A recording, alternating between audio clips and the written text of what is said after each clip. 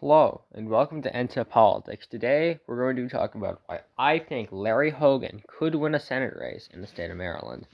First, we're going to talk about Larry Hogan's approval rating. He holds a 74% approval rating in Deep Blue, Maryland, and hasn't even been that liberal. He has endorsed fairly conservative candidates in highly nationalized races, such as Virginia governor or the Georgia runoffs, without any effect on his approval rating.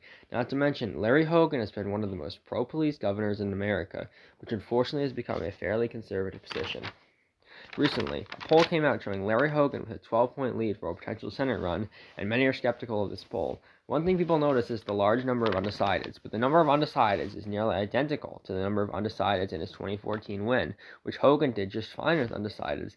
Not to mention, Hogan also outperformed nearly every poll in 2014. Now, we're going to be debunking two myths about this race. First, we're going to discuss the myth of comparing Larry Hogan to Steve Bullock. This is quite easy to debunk. Steve Bullock was nowhere near close to Larry Hogan in popularity. He only won both of his governor races by a lean margin. He also endorsed the far-left court-packing policy, which severely hurt him, and an extremely polarizing figure endorsed his opponent. He still outperformed Biden by 6 points with all of this. Next, we're going to be debunking the myth of comparing Larry Hogan to Phil Bredesen, who ran for Senate in Tennessee in 2018. He was an extremely popular governor and won every county in his last election, which was 12 years ago. Prior to this gives plenty of time for the politics to change in the state, and they absolutely did. There was a huge increase of people moving to the state.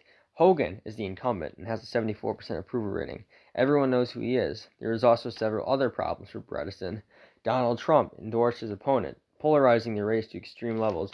Bredesen also had an early polling lead, but due to the Kavanaugh hearing, he lost his early lead and ended up underperforming his polls. It seems in these elections, something always goes wrong.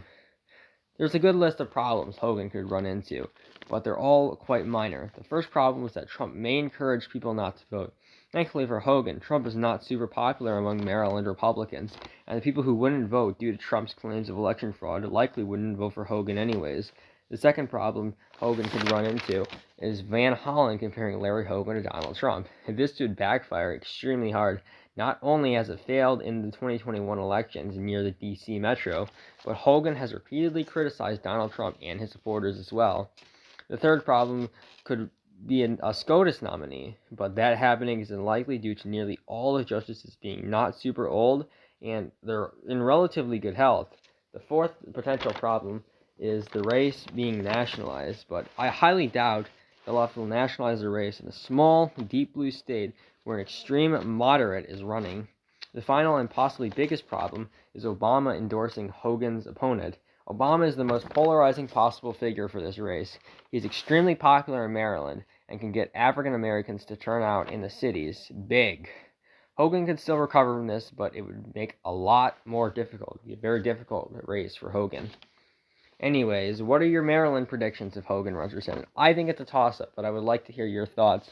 Thanks for watching my video. Make sure to like and subscribe. Goodbye.